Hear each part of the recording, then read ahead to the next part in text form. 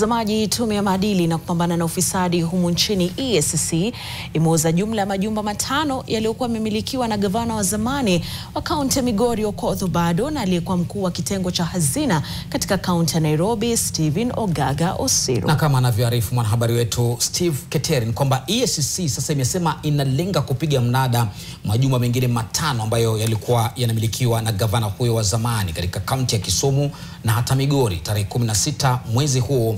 Na hii ni kufuatia agizo la mahakama baada ya Obado kupoteza kesi ya ufisadi dhidi yake. Katika mnada huo uliofanyika hapo jana Alhamisi, EACC iliuza majumba yafuatayo katika mitaa mbalimbali ya jiji la Nairobi.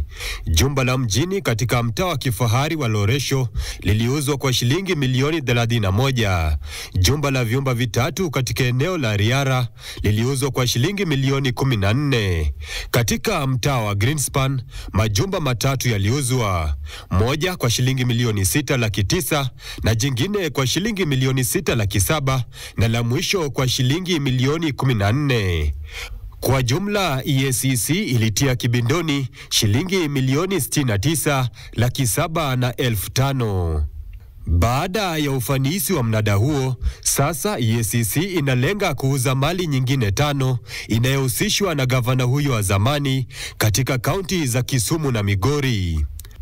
Mapema mwaka huu, mahakama ilimpata Obado na hatia ya ubadhirifu wa mali ya umma na ufisadi wakati akihudumu kama gavana wa kaunti ya Migori kati ya mwaka 2012 hadi mwaka 2022. Hivyo ikaipa EACC kibali cha kuuza mali zinazohusishwa na gavana huyo, ikipania kurudisha zaidi ya shilingi milioni 428 inayodaiwa kufujwa na Obado na wandani wake. Steve Keter, NTV Wikendi.